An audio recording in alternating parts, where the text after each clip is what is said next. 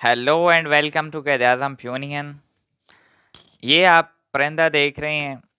ये वो परिंदा है कि एक दफ़ा वर्ल्ड वार टू के अंदर एक जंग हो रही थी और अमेरिकन रेजिमेंट जो थी वो अपनी दूसरी रेजिमेंट से डिटैच होके बहुत आगे निकल चुकी थी और आगे जो है वो जर्मन्स जो थे वो जर्मन्स को भी बाईपास कर चुकी थी। उनको समझ नहीं लगी कि हम कहाँ पे पहुँच चुके हैं। तो दरमियान में जर्मन थे और पीछे भी जर्मन थे। अब वो दरमियान में फंस गए। तो ऊपर से जो है अमेरिकन जो हैं वो खुद बमबारी कर रहे हैं और उनको भी नहीं पता कि ये जो दरमियान वाली रेजिमेंट है ये हमारी है। तो हुआ यूं कि जो दरमियान में फंसे हुए थे अमेरिकन रेजिमेंट, तो उन्होंने एक परिंदे को जो है वो नीचे चिट्ठी लटकाई, उसके पाँव में डाली और उस परिंदे का भी फिर जो है वो बहुत बाद में जो है डिटेल हुई कि why it is so important. तो उस परिंदे के पंजों में उन्होंने एक चिट्ठी डाली और उसमें लिखा कि ये हम गलती से आगे आ गए हैं, आप लोग ऊपर से बमबारी ना करें, आप लोग हमें ही मार रहे हैं, आप ये हमारे जो पीछे रेजिमेंट है इसको आप लोग किसी तरह से हटाएं, ख़त्म करें इनको, और ताकि हम जो है वापस आ सकें। तो उन्होंने जैसे ही परिंदा उड़ाया तो जर्मन्स को तो पता था कि यहाँ पे ये फंसे हुए हैं। तो उन्होंने परिंदे को फायर मारना शुरू कर दी और बमबारी शुरू हो गई। लेकिन परिंदा जो था वो, क्योंकि अब उसको पता था कि भाई मैं तो बहुत इम्पोर्टेंट इन्फॉर्मेशन लेके जा रहा हूँ और ये इन्फॉर्मेशन अगर ना पहुँची तो पीछे जो है वो हज़ारों फौजी मारे जाएंगे। तो एक जो है वो बुलेट जो है परिंदे के पाँव में लगा और जिस पाँव में उसकी चिट्ठी थी उसको लगा और वो यानी कि अब टूट गया और वो चिट्ठी वाला पाँव लटकने लग गया उसके जो है टांगों के साथ। तो वो बहुत ही यानी कि हल्की सी, जैसे कहते हैं ना डूबते को तिनके का सहारा, तो वो तिनके का साथ की तरह जो है वो लटक रहा था उसके पाँव के साथ और वो लेटर भी था। और फुल बमबारी के अंदर आखिरकार परिंदा उड़ते उड़ते अमेरिकन जो पीछे थे उनके पास पहुंच गया। उन्होंने परिंदे को पकड़ा, उसके अंदर चिट्ठी थी। तो वो उन्होंने चिट्ठी पढ़ी तो उनको समझ लगी कि भाई हमारे तो आगे लोग जो है हज़ारों सोल्जर्स फंसे हुए हैं, हमने उनको बचाना है। और परिंदे की जो है वो टांग कटी हुई है लेकिन फिर भी जो है ये हिम्मत करके जहाँ पे पहुँच गया है। तो उन्होंने फिर जो है वो परिंदे को फ़ौरन जो है वहाँ से पहले तो उनकी टांग शांग सेट की और फिर जो है उसको पीछे भेजा है। और वो परिंदा इतना इम्पोर्टेंट हुआ कि फिर उस इंफॉर्मेशन की वजह से अमेरिकन ने वो अपनी पूरी रेजिमेंट बचा ली और उस परिंदे को फिर अमेरिका इलाज के लिए भेजा गया और दुनिया भर में वो मशहूर हो गया कि इसने इतनी इम्पोर्टेंट इन्फॉर्मेशन जो है वो कैरी करके लाया है जिसने हज़ारों सोल्जर्स की जान बचाई। और इसी की वजह से फिर बैटल में जो है वो फ़तह भी हुई और उस परिंदे को अवार्ड्स भी दिए गए। हालांकि उसको समझ तो परिंदे को क्या पता लगना, लेकिन उसका बेहतरीन इलाज हुआ। फिर उसको मरने के बाद भी संभाल के रखा गया, लोग बाद में भी उसको जो है म्यूज़ियम में विज़िट करने जाते थे।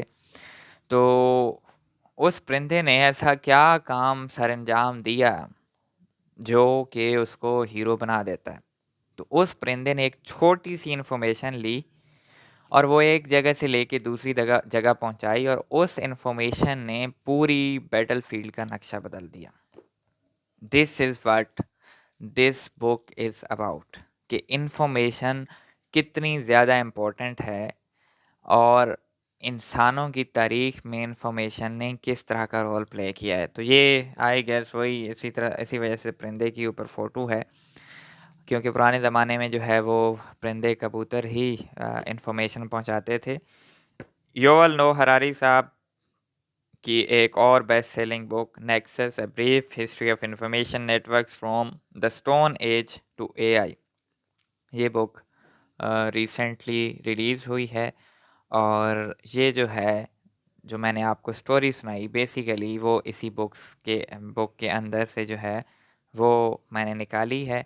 और स्टोरी सुनाने का बेसिकली मकसद क्या था और उस स्टोरी को मेंशन करने का मकसद ये है कि इन्फॉर्मेशन इंसान की ज़िंदगी में कितना अहम रोल प्ले करती है और इन्फॉर्मेशन की वजह से इंसान ने इस दुनिया में कितनी तरक्की की।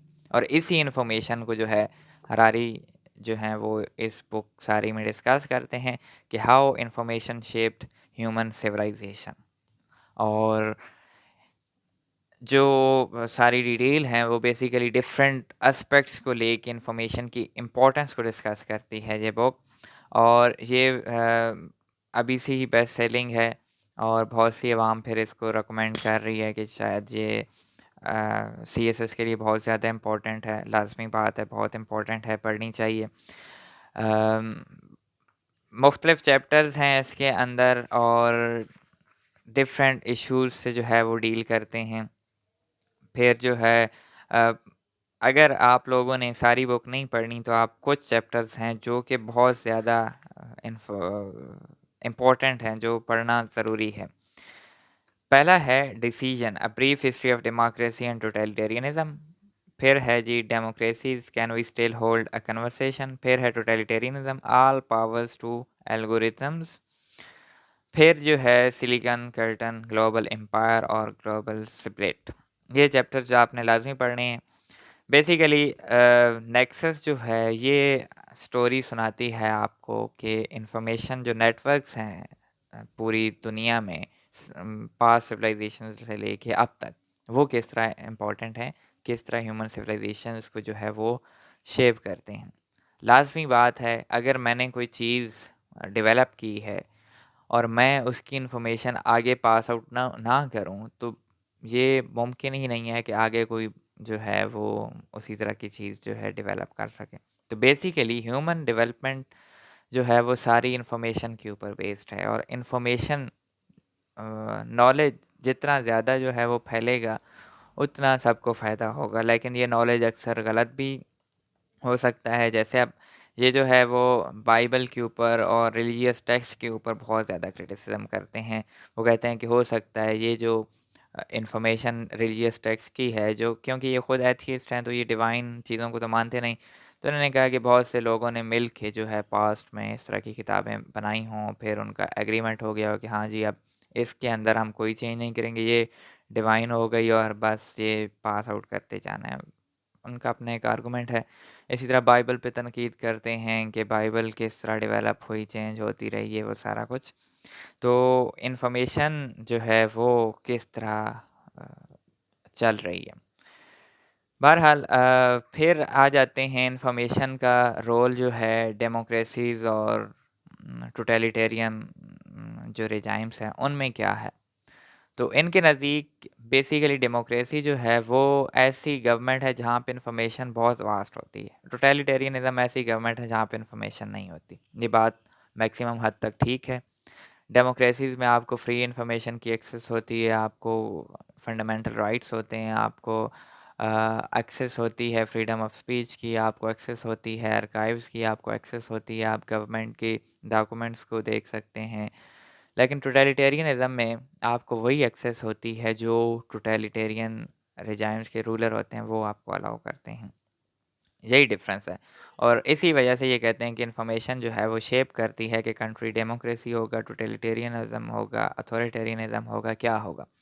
तो ये एक यानी कि नया एस्पेक्ट से भी डेमोक्रेसी की आपको एक स्टडी बता देते हैं कि अगर तो है जहाँ पे इंफॉर्मेशन वास्ट है तो वहाँ पे ईज़िली जो है वो लोगों को इंफॉर्मेशन पहुँच जाती है। तो उन कंट्रीज़ में लोगों के पास ज़्यादा वास्ट मटेरियल होगा लोगों को जजमेंट करने के लिए, पॉलिटिशियन को जजमेंट करने के लिए। इस वजह से वहाँ पे जो है वो सिस्टम जो है ज़्यादा डेमोक्रेटिक होगा। लेकिन इसका बैकड्रॉप भी है कि इंफॉर्मेशन अगर बहुत ज़्यादा फैल रही है और कोई चेक एंड बैलेंस नहीं है तो वो लाजमी बात है पॉपुलिस्ट लीडर्स को जो है वो अलाउ करेगा कि वो प्रोपेगेंडा करके जो है वो पहुंच जाएं। अब जैसे ये नाज़ी की एग्जांपल देते हैं कि नाज़ी रिजाइम में इंफॉर्मेशन तो बहुत ज़्यादा थी, लोगों तक पहुंच रही थी, बहुत ज़्यादा एडवांस था, लेकिन इंफॉर्मेशन वो पहुंच रही थी जो वो चाह रहे थे, जो वो पहुंचा रहे थे लोगों तक। इसी तरह टोटलिटेरियनिज्म में जो है वो इंफॉर्मेशन जो है सेपरेट एक चैनल के थ्रू जो है वो एक स्पेसिफिक एजेंडा के थ्रू जो है वो पहुंचाई जाती है ताकि जो टोटलिटेरियन रूलर्स हैं उनके जो इंटरेस्ट हैं वो जो है वो लोगों के अंदर तक पहुंच जाए, सरायत कर जाएं और लोग जो हैं वो को और नई बात ना सुने, वो उनके माइंड इस तरह से कंडीशन हो कि जो बात वो रूलर कह रहा है वो उसको हक बहक जो है वन टू ऑल उसी को माने। फिर आर्टिफिशियल इंटेलिजेंस के बारे में डिस्कशन है। एआई जो है ऑथर बहुत जो है वो डरते हैं एआई से कि ये जो है फ्यूचर में हो सकता है इंसानों को जो है सिविलाइजेशन को ख़त्म कर दे। तो क्योंकि आर्टिफिशियल इंटेलिजेंस के पास अब इख्तियार है सारा इन्फॉर्मेशन का, तो हो सकता है कि जी ये जो है इन्फॉर्मेशन सारी एआई यूज़ करके तो वो ह्यूमन सिविलाइजेशन को जो है वो ख़त्म कर दे, ह्यूमन सिविलाइजेशन को कैप्चर कर ले। तो ये भी खदशात हैं क्योंकि इन्फॉर्मेशन जितनी ज़्यादा जिसके पास होगी तो वो उतना ज़्यादा कैपेबल होगा। तो इन्फॉर्मेशन जो है ये कहते हैं कि एल्गोरिथम्स के पास बहुत ज़्यादा है, बहुत सी मिसालें भी देते हैं, बहुत से एल्गोरिथम्स किस तरह जो है वो यूज़ करते हैं ह्यूमंस को या किस तरह ह्यूमंस को आगे शेप कर सकते हैं। तो एक खदशा भी है कि इन्फॉर्मेशन बहुत ज़्यादा जो है वो इंसानी सिविलाइजेशन के लिए ख़तरनाक भी है। तो इस वजह से वो इनको रेगुलेट करने के लिए भी आवाज़ उठा रहे हैं। बहरहाल ओवरऑल ये जो बुक है ये बहुत ही इंटरेस्टिंग है और ये आपको डिफरेंट एग्जांपल, डिफरेंट स्टोरीज़ और डिफरेंट आर्गुमेंट्स जो है वो पुट करेगी और फिर जो है इन्फॉर्मेशन के ऊपर बेस्ड हो के आपको लाइफ के डिफरेंट एस्पेक्ट्स जो है वो समझाने की कोशिश करेगी।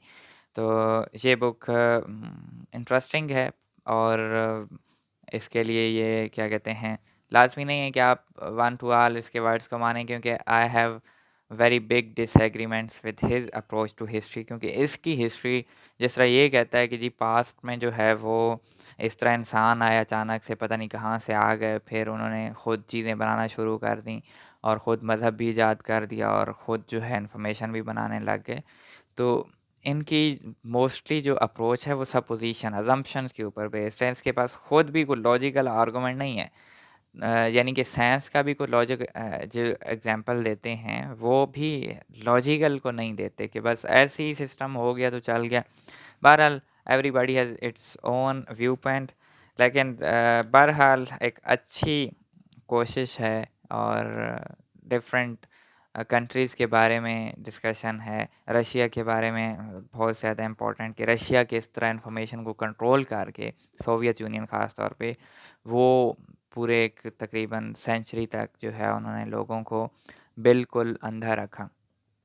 तो this is all about nexus. I hope कि आपको ये बुक रिव्यू अच्छा लगेगा और मिलते हैं नेक्स्ट वीडियो में। तब तक अल्लाह हाफ़िज़, टेक केयर, गुड बाय।